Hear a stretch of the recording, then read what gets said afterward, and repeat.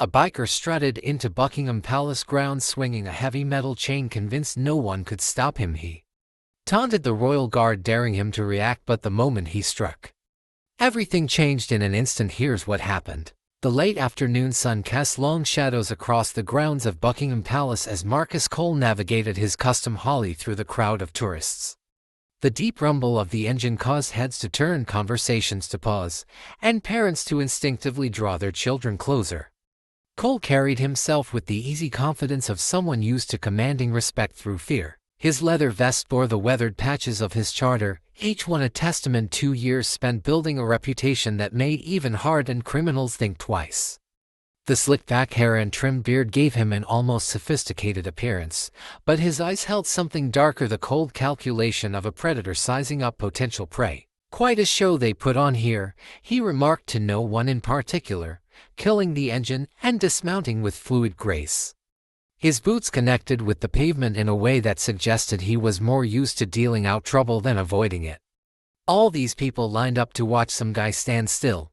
Now that's what I call entertainment. The nearby tourists created subtle distance between themselves and Cole, responding to some primitive instinct that recognized danger.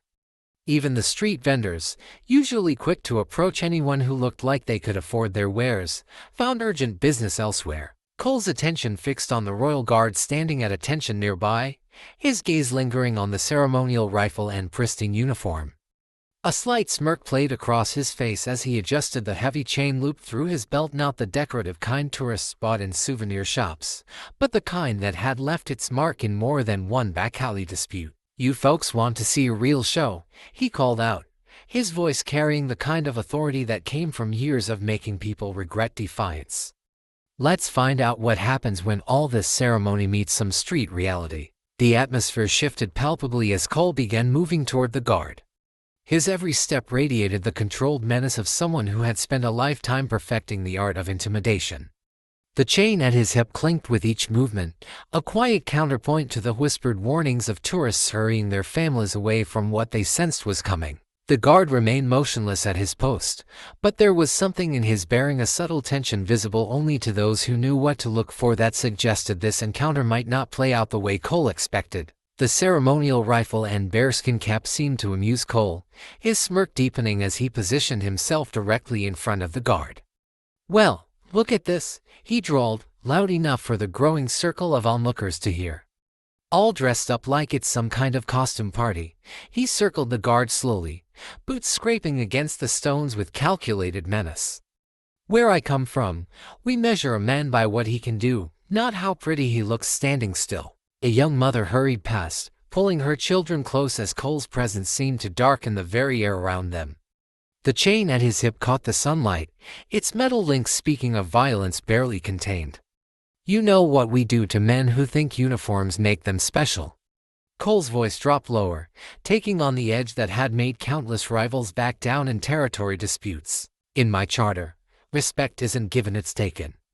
And all this," he gestured at the palace walls, the ceremonial posts, the pristine uniform, "this is just asking to be taken down a notch."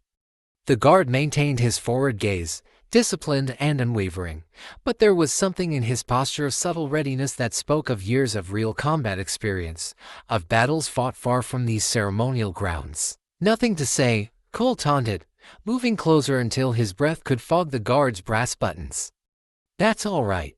In my experience, the quiet ones break the hardest." His hand brushed the chain at his hip, an unconscious gesture that had signaled the start of many violent encounters. Two elderly men had paused near a palace gate, their bearing suggesting military background. They watched the scene unfold with the calm assessment of men who had seen similar situations escalate before. "Let me tell you how this works," Cole continued, his voice carrying the authority of someone used to being the most dangerous person in any room. "In my world, there's no hiding behind tradition or protocol. There's just power. Who has it and who's pretending?" He reached out, fingers hovering near the guard's ceremonial rifle. "And right now, friend, you're doing an awful lot of pretending." The crowd had grown larger now, drawn by the tension crackling in the air. Some filmed with their phones, while others stood in uneasy silence, recognizing the calculated aggression in Cole's every movement. "See," That's the difference between your world and mine. Cole's hand moved to his vest, adjusting it with practiced casualness that barely concealed its threatening intent. You stand here playing soldier, following rules made by people who've never had to fight for respect. While men like me, his smile showed teeth that had seen their share of violence, we make our own rules. The guard's eyes remained fixed forward, but those who looked closely might have noticed his fingers adjust ever so slightly on his rifle, not in fear, but in the kind of readiness that came from real battlefield experience. Still nothing. Cole's voice took on a harder edge, frustration beginning to seep through his controlled demeanor. That's all right. We're just getting started. And trust me, he patted the chain at his hip, the metal links singing their quiet song of impending violence. By the time we're done, you'll have plenty to say. And you know what really gets me? Cole's voice took on a new edge as he paced before the guard, each step matching the rhythmic clink of his chain. It's not just the uniform or this whole ceremonial circus. It's how you people think standing still makes you strong. The sun had shifted position, casting Cole's shadow across the guard's polished boots. His slick-back hair caught the light as he moved, giving him an almost theatrical presence that commanded attention from the growing crowd. In my charter, we have a saying, he continued, rolling his shoulders with the fluid menace of a fighter preparing to strike. Respect isn't earned by following orders. It's taken by those strong enough to make their own rules. His hand rested on the chain again, fingers wrapping around the cold metal with familiar intimacy. The two military veterans had drawn closer, their weathered faces showing the calm recognition of men who understood the difference between theatrical threats and real danger. One touched his service medals unconsciously, eyes never leaving the scene unfolding before them. See, I've dealt with authority types before. Cole's voice carried across the courtyard, each word dripping with barely contained aggression. Police, rival charters, wannabe tough guys who think a badge or a uniform makes them untouchable. He leaned in closer to the guard, close enough that the leather of his vest creaked audibly. But they all learned the same lesson in the end. The guard's posture remained perfect, but there was a new tension in the air, not fear, but the cold readiness of a trained warrior assessing a genuine threat. His ceremonial rifle, though held in precise parade position, somehow seemed less ceremonial in his practiced grip. Your problem, Cole continued, beginning another circle around the guard, is that you've forgotten what real power looks like. Standing here day after day, playing statue for the tourists, he paused directly behind the guard, his voice dropping to a menacing whisper. It's made you soft. A young couple quickly guided their children away from the scene, responding to the primitive instinct that recognized escalating danger. Even the most eager photographers had lowered their cameras, sensing that this was no longer about capturing a tourist moment. In my world, Cole's voice hardened as he completed his circuit. We test our strength every day, not by standing still, not by following orders, but by taking what we want. His fingers traced the length of his chain, the metal links catching the sunlight like teeth. And right now, what I want is to see what happens when all this discipline meets real street justice. The veterans exchanged glances, years of military experience telling them this was moving beyond mere provocation. The older one shifted his weight slightly, ready to intervene if necessary, though his face showed the grim understanding that some lessons could only be learned the hard way. Still nothing to say, Cole's control began to slip, frustration bleeding into his carefully cultivated menace. No response at all. He moved closer, invading the guard's space with deliberate aggression. Maybe we need to make this more interesting. Maybe it's time to show everyone here what happens when ceremony meets reality. The chain clinked ominously as Cole's hand wrapped fully around it, his knuckles whitening with tension. The late afternoon sun cast harsh shadows across his face, deepening the lines of aggression that years of violence had etched there. Last chance, soldier boy, he announced, his voice carrying the finality of someone who had moved beyond threats to action. Show me something real. Show me you're more than just a uniform and some memorized rules. His free hand gestured expansively at the crowd. Give all these people watching something worth seeing, because if you don't. The chain began to slide from his belt, the sound of metal on leather carrying clearly in the tense silence that had fallen over the courtyard. The guard's shadow stretched long across the stones, intersecting with Cole's in a dark prediction of what was to come. If you don't, Cole's voice dropped to a dangerous whisper. I'm going to have to teach everyone here a lesson about real power. About what happens when your precious tradition meets someone who isn't playing by your rules. The guard remained motionless, but those who knew what to look for might have noticed the subtle shift in his stance, not fear, not uncertainty, but the kind of readiness that came from years of real combat experience. The kind of readiness that said this confrontation was about to move far beyond what the ignorant biker had planned. Time's up, Cole announced, fully uncoiling the chain from his belt. The metal links sang through the air as he let them dangle, each swing marking a silent countdown. Let's see how well all that training serves you when faced with some street reality. His practiced fingers worked the chain with familiar ease, letting it flow between his hands like liquid metal.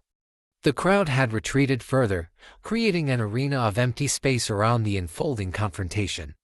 Even the bravest onlookers sensed that the situation had moved beyond entertainment into something far more dangerous. You know what this is? Cole held up the chain, letting sunlight glint off its weathered links. This isn't just metal. This is the currency of respect where I come from. Each link has a story. Each scratch marks someone who thought they were untouchable. His eyes narrowed as he focused on the guard. Just like you do now. The veterans had moved closer to the palace gates, their postures reflecting years of combat readiness. They recognized the signs: the subtle shift in Cole's breathing, the way his weight settled into a fighter's stance, the predatory focus that preceded violence. In my charter, Cole continued, beginning to swing the chain in a lazy arc by his side, we have a ritual for dealing with men who think they're above the rest of us. Men who hide behind uniforms and tradition. The chain's whisper through the air grew louder, more insistent. We strip away their pretenses, their rules, their precious dignity. Show them what real power feels like. The guard's immobility seemed to infuriate Cole further, each moment of disciplined silence feeding his growing rage. The controlled menace in his bearing began to crack, revealing something darker beneath. Nothing to say, not even now. The chain's arc widened as Cole's control slipped further. That's all right. Actions speak louder than words anyway. He adjusted his grip, years of street fights and violent encounters guiding his movements. And I'm about to make a statement everyone here will remember. The afternoon sun caught the chain's movement, casting twisted shadows that danced across the courtyard stones. Cole's slick-back hair had begun to loosen, small strands falling across his face as his composure deteriorated. Last warning, soldier boy, he snarled, the chain now cutting figure eights through the air. Show me something real. Show me there's actually a man under all that ceremony. His voice dropped to a dangerous growl. Or I'm going to show everyone here what happens when your world collides with mine. The guard remained stationary, but there was a new tension in his bearing, not fear, but the cold readiness of a predator preparing to strike. His ceremonial rifle, though still held in perfect parade position, somehow seemed more weapon than prop in his practiced grip. Have it your way, then. Cole's voice carried a note of finality as he settled into his stance. The chain whirled faster, its whistle through the air becoming a banshee's scream of impending violence. Time to learn what real power looks like. The crowd's collective intake of breath was audible as Cole drew back his arm, the chain gathering momentum like a metal serpent preparing to strike. His face had transformed into a mask of pure aggression, all pretense of control abandoned. Welcome to my world, he growled, muscles tensing for the strike. The chain arced upward, its links catching the sunlight one final time before beginning their deadly descent toward the guard's head. In that moment, suspended between threat and action, between discipline and violence, between ceremony and brutal reality, time seemed to stop. But in that frozen instant, those watching closely might have noticed something in the guard's bearing change. Not fear, not uncertainty, but the subtle shift of a trained warrior moving from ceremonial duty to combat readiness. Whatever happened next, it was clear this encounter wasn't going to end the way Cole expected. The chain sliced through the air with lethal intent, its metal links howling a song of violence as they descended toward the guard's head. Cole's face twisted into a savage grin, anticipating the moment of impact, the shattering of ceremony beneath raw force, but the strike never landed. In a motion too swift for most observers to follow, the guard's white-gloved hand shot up and caught the chain mid-swing. The metal links went suddenly silent, their deadly momentum arrested by a grip forged through years of combat training. For a split second, everything stood still. Cole's expression frozen between triumph and disbelief. The crowd's collective gasp hanging in the air, the chain trembling between striker and target. Then reality reasserted itself with explosive force. The guard's fingers closed around the chain like a steel trap, and with one fluid motion, he yanked hard. Cole, still gripping the other end, stumbled forward, his carefully cultivated balance shattered. The guard pivoted smoothly, his ceremonial stance transforming into combat readiness with practiced ease. Before Cole could recover, the guard stepped inside his guard, using the chain's momentum against its wielder. In one devastating movement, he wrapped the excess links around Cole's extended arm, turning the biker's own weapon into a restraint. What the Cole's protest cut off in a grunt of pain as the guard applied precise pressure, forcing him to his knees. The chain that had been meant to demonstrate power now bound its master, each link a cold reminder of miscalculation. The guard's movements were economical, practiced the fluid efficiency of someone who had trained for real combat, not street brawls. He maintained control of Cole with one hand while keeping his ceremonial rifle perfectly positioned with the other, never fully breaking protocol even as he neutralized the threat. Cole tried to resist, attempting to surge upward, but the guard's grip was immovable. Each struggle only tightened the chain's embrace, turning his own weapon against him with mathematical precision. His slick-back hair had come completely undone now, falling across his face as he grunted with futile effort. "Stay down," the guard commanded, his voice carrying the quiet authority of someone who had given orders in far more dangerous situations. The pressure he applied was calculated enough to control, not to damage. Speaking of professional training rather than street fighting. The veterans watching nodded in approval, recognizing the technical precision of the guard's response. This wasn't the wild violence of back alley brawls that Cole knew. This was the refined efficiency of military combat training, where every movement served a purpose. The rifle's ceremonial, the guard continued, his voice level despite Cole's continued struggles. The training isn't. He adjusted his grip slightly, causing Cole to inhale sharply as the chain tightened. 8 years Special Forces before this post. Would you like a demonstration of what that means? Cole's only response was a muffled curse as he made one final attempt to break free. The guard ended that notion with a subtle shift of pressure that brought tears to the biker's eyes, his charter bravado crumbling beneath professional efficiency. The crowd watched in stunned silence. Ceremonial duties, the guard's voice remained measured despite Cole's continued resistance, do not equal ceremonial capabilities. His grip remained precise, professional, the practiced control of someone who had managed far more dangerous situations than an overconfident biker. Every slight movement of his hands spoke of years spent mastering the art of combat, where efficiency meant survival and control meant victory. "You feel that pressure," he continued, making a microscopic adjustment that caused Cole to inhale sharply. "That's not street fighting, that's not charter rules. That's tactical joint manipulation, something we perfect in Special Forces training." The guard's words carried the weight of real battlefield experience, each syllable as measured as his grip. Two police officers had appeared at the edge of the crowd, moving forward with practiced urgency. But there was no rush in their approach. The situation was clearly under control, the threat contained with military precision. They recognized the guard's professional handling of the situation, their own training telling them to approach steadily but cautiously. "The uniform you mocked," the guard continued, adjusting his hold as Cole made one final futile attempt to rise, "is worn by active duty soldiers, men who've served in combat zones you couldn't find on a map." His words carried no heat, no anger, just the cold authority of absolute control. "The discipline you mistook for weakness, that's what's keeping you conscious right now. 3 degrees more pressure, and you'd be taking the nap. 2 inches shift to the left, and you'd be screaming. The fact that you're experiencing neither is not mercy, it's control." The chain clinked softly as Cole finally went still, reality setting in as his own weapon held him firmly in place. His carefully cultivated image of power had crumbled, replaced by the harsh truth of genuine military efficiency. The metal links that had been meant to demonstrate his strength now served only to highlight the difference between street-learned intimidation and professional combat training. You see, the thing about real combat experience, the guard's voice remained conversational even as his grip maintained perfect control, is that it teaches you the difference between looking dangerous and being dangerous. Your chain, your vest, your attitude, that's all theater. What I'm demonstrating now, this is capability. When you're ready, the guard addressed the approaching officers. This gentleman was kind enough to demonstrate why we maintain a zero-tolerance policy for threats against the Queen's Guard. His tone could have been discussing the weather, even as he maintained perfect control of both Cole and his ceremonial rifle. Though I must admit, using his own chain to illustrate the point was a particularly fitting touch. The police officers moved in smoothly, their handcuffs replacing the chain's restraint with practiced efficiency.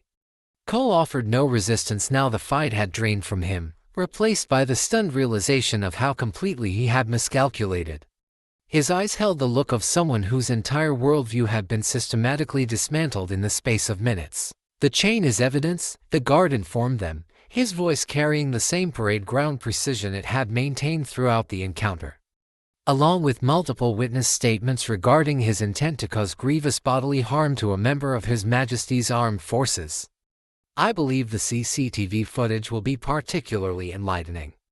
As the officers began to lead Cole away, the guard's voice stopped them momentarily. One final thing, he addressed Cole directly, his words carrying across the now silent courtyard. The next time you mistake ceremony for weakness, remember tradition doesn't make us soft. It gives us standards to live up to. Standards that include knowing exactly how much force to use, when to use it, and most importantly, when to show restraint. You're walking away from this encounter under your own power. Consider that a demonstration of all three. The police resumed their escort, leading a subdued Cole toward their waiting vehicle. His leather vest, which had seemed so impressive minutes before, now hung awkwardly, its patches and symbols stripped of their menace by swift professional action.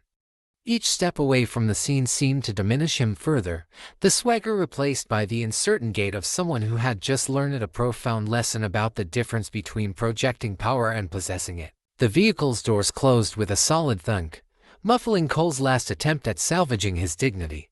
His slicked-back hair, now disheveled and damp with exertion, was a far cry from the intimidating figure who had strutted onto palace grounds mere minutes ago. Through the tinted glass, his tough exterior had crumbled, replaced by the hollow look of someone who'd learned the hard way about misreading situations. A whisper of wind stirred the courtyard, carrying away the last echoes of conflict, rustling the leaves of ancient oaks that had witnessed centuries of similar lessons. The guard stood perfectly positioned at his post, ceremonial rifle aligned with parade ground precision, brass buttons catching the late afternoon sun. No trace of the recent altercation showed in his bearing, just the same unwavering dedication to duty that had been there all along. The precision of his stance spoke volumes about the kind of discipline that had allowed him to shift from ceremonial guard to combat professional and back again without missing a beat. The two veterans paused at the palace gates one final time, sharing a glance that spoke volumes. Their campaign medals glinted in the fading light, each one representing battles fought and lessons learned about the true nature of strength. They'd seen this before, the moment when someone mistook ceremony for weakness, protocol for vulnerability. Their knowing smiles carried decades of understanding about the difference between those who display power and those who truly wield it. In their eyes was the quiet recognition that some lessons could only be taught through action, and some truths could only be understood through experience. Before leaving, one veteran touched his medals again, a gesture of respect for a guard who had just demonstrated why these posts were manned not by ceremonial figures, but by warriors who chose to stand watch. As the crowd dispersed, parents could be heard explaining to their children in hushed tones about respect, about tradition, about the true meaning of strength. The lesson had been clear: ceremony and capability were not mutually exclusive, and sometimes the most dangerous men were the ones disciplined enough to stand perfectly still. The late afternoon sun continued its arc across the London sky, business as usual for the grounds of Buckingham Palace. The guard's shadow stretched long across the ancient stones, a silent reminder that while traditions may seem ceremonial, the men who uphold them are anything but. The chain that had been meant as a weapon lay coiled in an evidence bag, its links no longer singing threats but instead serving as a permanent reminder that true power often lies not in the ability to strike, but in the discipline to know when and how to respond. What would have been your reaction if you had witnessed this encounter firsthand? Would you have recognized the signs of impending danger, or like many others, assumed it was just another tourist testing the guard's patience? More importantly, what does this incident teach us about the nature of true strength? Is it found in the ability to provoke and intimidate, or in the discipline to maintain composure until action becomes necessary? If this story resonated with you, take a moment to hit that like button and subscribe to our channel for more powerful stories about the royal guards who stand as living symbols of tradition and capability. Don't forget to press the bell icon to ensure you never miss our latest uploads.